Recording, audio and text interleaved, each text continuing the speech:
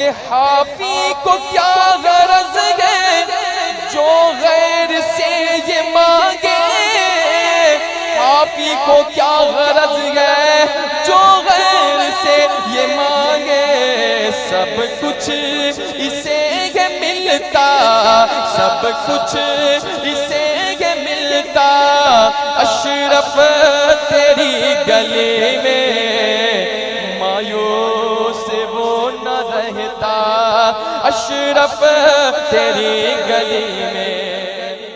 السلام علیکم ورحمۃ اللہ وبرکاتہ، نحمدہ ونصلی علی رسولہ الکریم، اما بعد فاعوذ باللہ من الشیطان الرجیم، بسم اللہ الرحمن الرحیم۔ آج کی رات نہ خوابوں میں گزرنے پائے، آج کی رات ہے رو رو کے دعا کرنے کی۔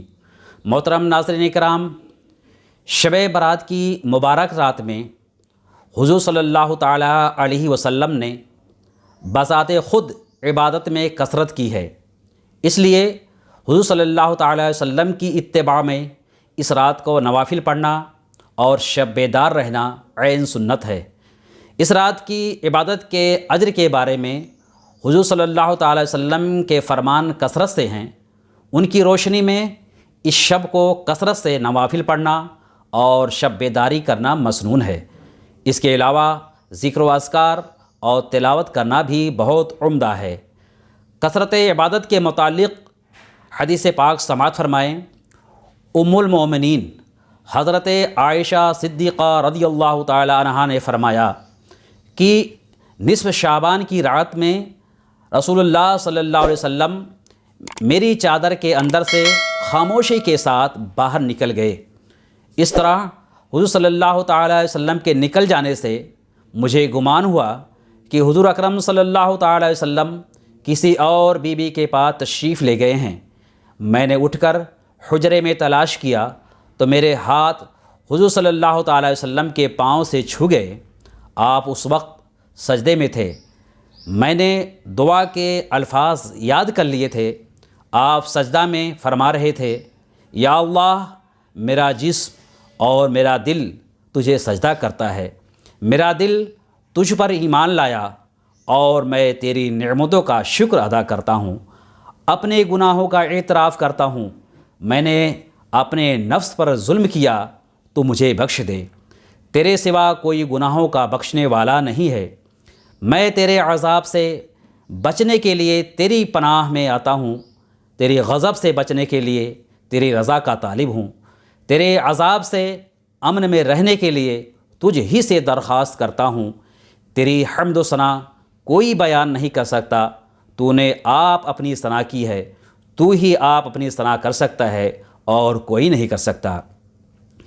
رات بھر جاگتے رہنے کو شب بیداری کہا جاتا ہے، لہٰذا بہتر تو یہ ہے کہ شب برات میں تمام رات بیدار رہا جائے اور بیدار رہ کر وظیفہ اور نفلی نمازیں وغیرہ پڑھا جائے۔ وضو کرنے کے بعد تحیۃ الوضو کی نیت سے 2 رکعت نفل پڑھیں۔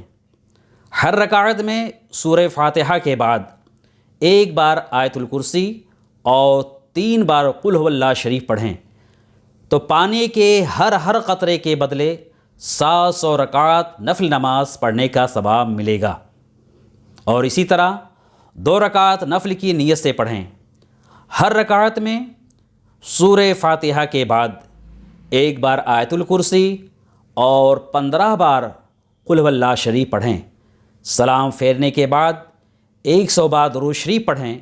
اللہ نے چاہا تو روزی میں برکت ہوگی، غم دور ہوں گے، گناہ معاف ہوں گے اور مغفرت نصیب ہوگی۔ اس کے علاوہ بھی اور ساری نفلی نمازیں ہیں، جتنا ہو سکے آپ ان نفلی نمازوں کو پڑھیں۔ اور محترم حضرات، ایک خاص بات دھیان رکھیں کہ نماز اہم الفرائض اور افضل العبادات ہے، اس لیے تمام مسلمانوں پر لازم ہے کہ نماز کو ان کے وقتوں پر ہی ادا کریں۔ خدا نخواستہ کسی وجہ سے نماز وقتوں کے مطابق ادا نہ کر سکیں تو جتنی جلدی ممکن ہو اس کی قضا کریں، پتہ نہیں وقت اجل کب آ جائے۔ بہت سارے حضرات ان مبارک راتوں میں نوافل کثرت سے پڑھتے ہیں، جبکہ ان کے ذمہ قضا نمازیں بھی باقی رہتی ہیں۔ ایسے حضرات کے لیے حکم یہ ہے کہ نوافل کی جگہ قضا نمازیں پڑھیں۔ اگر ایسا کرتے ہیں تو ان کے ذمہ جو فرائض ہیں ان کی ادائیگی بھی ہو جائے گی اور انہیں نوافل کا بھی ثواب ملے گا۔ امام احمد رضا فاضلی بریلوی علیہ الرحمہ نے قضائے عمری کا آسان طریقہ بیان فرمایا ہے۔ اگر اس طریقے کے مطابق قضا نمازیں ادا کی جائیں تو زیادہ قضا نمازیں کم وقتوں میں ادا کی جا سکتی ہیں۔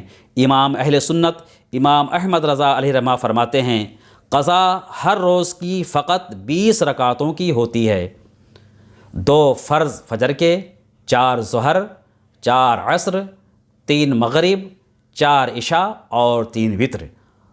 اور قضا میں یوں نیت کرنی ضروری ہے کہ نیت کی میں نے پہلی فجر جو مجھ سے قضا ہوئی یا پہلی ظہر جو مجھ سے قضا ہوئی، اسی طرح ہمیشہ ہر نماز میں کیا کرے۔ اور جس پر قضا نمازیں بہت کثرت سے ہیں وہ آسانی کے لیے اگر یوں بھی ادا کریں تو جائز ہے کہ ہر رکوع اور ہر سجدہ میں 3 بار سبحان ربی العظیم اور سبحان ربی الاعلیٰ کی جگہ صرف ایک بار کہے، مگر یہ ہمیشہ ہر طرح کی نماز میں یاد رکھنا چاہیے کہ جب آدمی رکوع میں پورا پہنچ جائے تو اس وقت سبحان کا سین شروع کرے اور جب عظیم کا میم ختم کرے تو اس وقت رکوع سے سر اٹھائے۔ اسی طرح جب سجدوں میں پورا پہنچ جائے اس وقت تسبیح شروع کرے اور جب پوری تسبیح ختم کرے اس وقت سجدہ سے سر اٹھائے۔ بہت سے لوگ جو رکوع سجدہ میں آتے جاتے یہ تسبیح پڑھتے ہیں بہت غلطی کرتے ہیں۔ ایک تخفیف کثرت قضا والوں کی یہ ہو سکتی ہے اور دوسری تخفیف یہ ہے کہ فرضوں کی تیسری اور چوتھی رکعات میں الحمد و شریف کی جگہ فقط سبحان اللہ سبحان اللہ سبحان اللہ 3 بار کہہ کر رکوع میں چلے جائیں، مگر وہی خیال یہاں بھی ضروری ہے کہ سیدھے کھڑے ہو کر سبحان اللہ شروع کریں اور سبحان اللہ پورا کھڑے کہہ کر رکوع کے لیے سر جھکائیں۔ یہ تخفیف فقط فرضوں کی تیسری چوتھی رکعت میں ہے۔ وتر کی 3 رکعتوں میں الحمد اور سورت دونوں ضرور پڑھی جائیں۔ تیسری تخفیف پچھلی آخری التحیات کے بعد دونوں درودوں اور دعا کی جگہ صرف اللہم صلی علی محمد وعلی آلہ کہہ کر سلام پھیر دیں۔ چوتھی تخفیف وتر کی تیسری رکعت میں دعائے قنوت کی جگہ اللہ اکبر کہہ کر فقط 1 بار یا 3 بار رب اغفر لی کہے۔ اللہ تعالیٰ تمام مسلمانوں کو ان مقدس راتوں میں اعمال خیر کرنے کی توفیق رفیق عطا فرمائے۔ آمین بجاہ سید المرسلین صلی اللہ تعالیٰ علیہ وسلم۔